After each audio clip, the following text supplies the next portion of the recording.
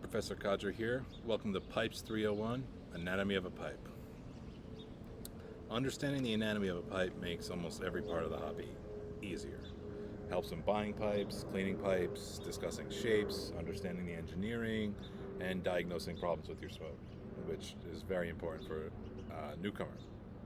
So in this course, we're going to go through the major parts of a traditional pipe and what they actually do. Here you got a pipe. Yeah. It's made up of two primary parts. You've got the stem and the stummel is what this is known as. The whole thing? The bowl and whole shank? thing Yeah. is known as the stummel. And that's comprised of the bowl and the shank. The bowl's the main body of the pipe that holds the tobacco chamber. They vary dramatically in height, width, thickness, shape. Those differences can affect how long it smokes for, the heat, comfort, aesthetics. Some are tall and narrow, some are wide and squat. Neither is universally better. The chamber is the inside portion of the bowl where the tobacco actually burns. Over time, briar chambers develop a thin carbon layer called cake. Helps protect the wood from the direct heat. But excessive cake could also crack the bowl if it expands too much. Meerschaum, like you're smoking, clay pipes are different. Heavy cake generally avoided there. You've got the rim. It's the top edge of the bowl. Often shows wear first because of lighting, heat, and tamping. Darkening on the rim. It's common. Often called rim char, rim darkening. Yep. Some smokers care about preserving a perfectly clean rim. Others treat it as natural aging. With my meerschaums, I like to use a coloring bowl because I like to avoid that. Yeah.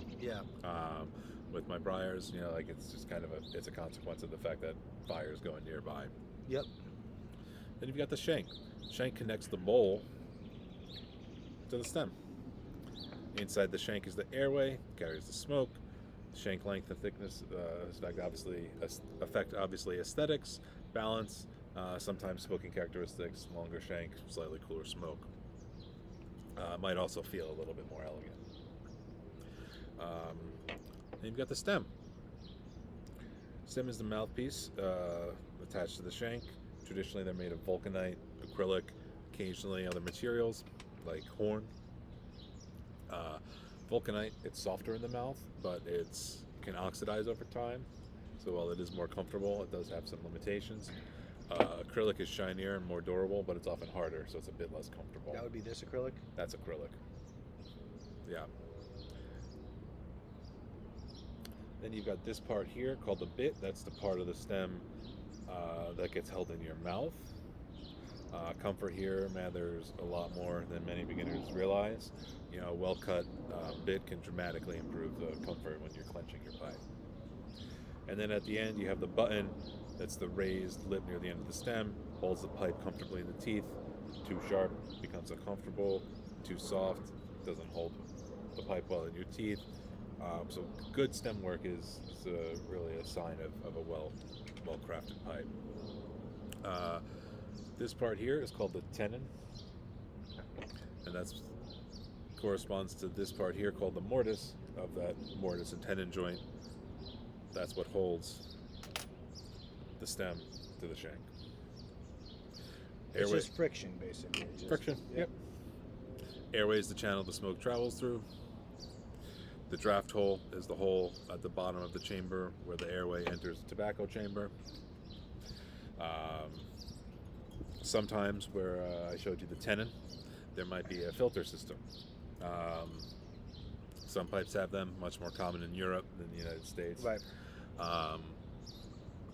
And some have other various weird things, like I was showing you the Falcon has that Yeah. moisture chamber, things Right. like that. Those are the parts of the pipe.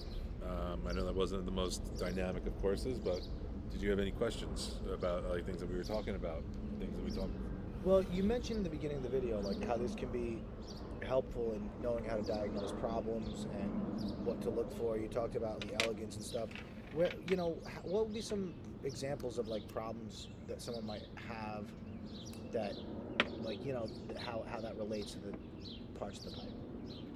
Probably moisture, gurgling, and knowing that, is that is that a problem with the airway? Is it a problem in the knowing that problem is occurring at the junction of the tobacco chamber and the airway, like right around the draft hole, Right. would help you understand like where that gurgling is occurring. Knowing whether like maybe there's condensation on the stem and it's not really in the bottom of the bowl, and you just need to run a pipe cleaner.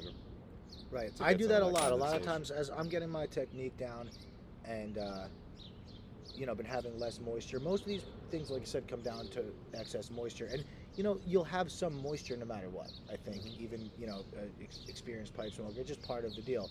There's steam and smoke. Yeah, exactly. But is it true that the bent shapes gurgle more? They're more prone to it. Yeah, the bend in the stem provides more opportunity for the steam to contact. Right. Okay. And I also heard that maybe, I mean, obviously with a wall. good pipe, it should be well made regardless, but Mm. they're harder to drill. Should you get a perfect drill if it's a bent, Yeah, the stem is drilled straight and then bent afterward. Okay. But you often have to figure out, sometimes if you look at the pipe that you're smoking there, that's a bent pipe. That draft hole was probably not able to be drilled perfectly straight to the bottom of that tobacco chamber. Had to be drilled at a bit of an angle. So there's Not so much a perfectly clear hole right. at where it meets. Right. All right. That's the anatomy of a pipe. Thanks for watching.